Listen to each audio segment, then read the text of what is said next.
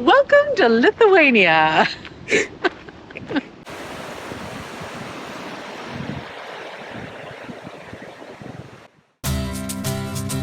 Today, we are going on an excursion to Kretinga, a peaceful city in western Lithuania, just 30 kilometers from the port city of Klaipeda.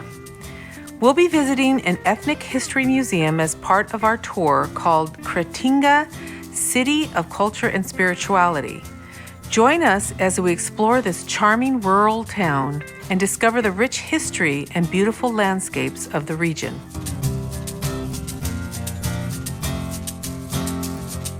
On our bus ride from Klaipeda, we learned about the history of this part of the world, spanning several hundred years through the World War II deportations, as well as current history too. We reached a hidden gem when we arrived in Kretinga, the Kretinga Museum of Traditional Crafts. This museum showcases a variety of skilled craftsmen and their beautiful works of art, including hand-woven textiles and intricate wood carvings. What makes this museum truly special is its dedication to preserving these ancient craft techniques and passing them on to future generations. Inside, we explored Lithuanian traditions and viewed local historical objects. We enjoyed the opportunity to become immersed in the local heritage of this part of the world. This building used to be a water mill. This is where the rich family of Tiškevič used to bring all the grains they were growing. But now it's an ethnic museum. We have a lot of pagan traditions in our daily life. So I'll start from this guy, from this date. So this is the devil. We have many fairy tales about how the human being meets the devil in a crossroad, and usually the devil looks like a very handsome man. He doesn't look like a devil at all. So usually the devil in our fairy tales asks for a human being to play or to sing in the party and gives a big amount of the gold.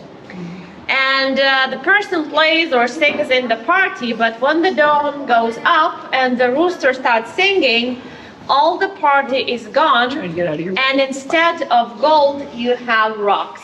It means that the devil cheated on you. So in such a country where you can meet the devil like everywhere, of course, we have some tips. How to recognize if a handsome man is just a man or it's a devil. This tip is very useful before the marriage. So, if you want to make sure who the person is, all you have to do is to step on shoe. If it's a human being, he will stay the same. But if it's a devil, you will feel that the shoe is empty and the real appearance will show up. So that's the tip. I checked my husband. Yeah, I think he tricked me a bit. He's a handsome man, but yeah, sometimes he's a devil, you know. So that's the guy who's supposed, he's living in here. Pagan and religious symbols are prevalent in the museum, from the devil himself to symbols of Christianity. We learned about Lithuanian traditions surrounding the Easter season. On Shrove Tuesday, people would don masks and visit neighboring homesteads. Popular masks included those depicting animals and anthropomorphic characters. And feasting includes lots and lots of pancakes. The Shrove Tuesday tradition is still alive. The biggest spring festival of the folk calendar is Easter, accented with colored mottled eggs, a symbol of life and fullness. The egg is the symbol of eternity. Every beginning can be end, and every end can be the beginning, right? This collection of Marian statues demonstrates that the Blessed Virgin Mary was a central figure in Lithuanian folk art. Most of these sculptures in the museum were created in the 19th and 20th centuries.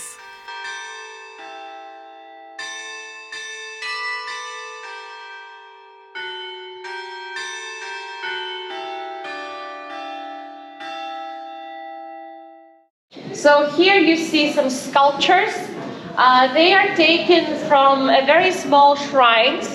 In Lithuania, like if you go to any village, any like inland, almost in every crossroad in Lithuania, you can see or cross or a little shrine with some saint or Virgin Mary or Jesus Christ.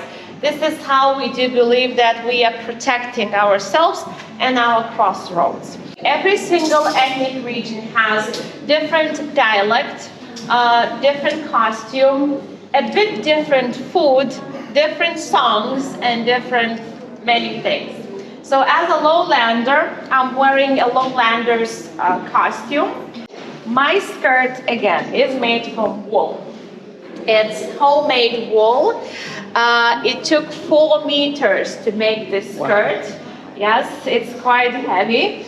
And as a lowlander, I should wear not one, but a few skirts, because in old times, women, lowlanders, when they were going out to church, to market, or elsewhere, they were wearing as many skirts as they had, because of many reasons. First reason, if it was winter, it was to keep you warm, right? But then, with 5 skirts, you look bigger, right? So women wanted to be as those ladies from the mansions, but they didn't have those fancy dresses, so they were putting as many as they had, and they were looking a bit bigger. Also, wearing so many skirts was the way to show that I'm wealthy. Look how many skirts I have. And then, there is a saying in my dialect, "Žemaičių buoba turbūt didelė kaip trobą." It means that lowlander has to be as big as the house. So women didn't care about diets or things like that. They wanted to be chubby and they wanted to look bigger. So that's why they were putting many skirts. After exploring the museum, we wandered outside to enjoy the grounds.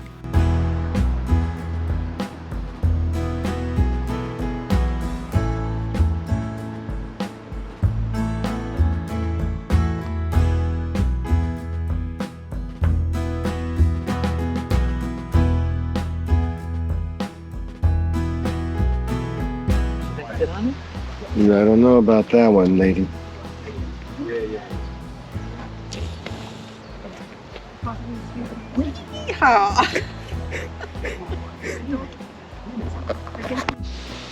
Do I dare?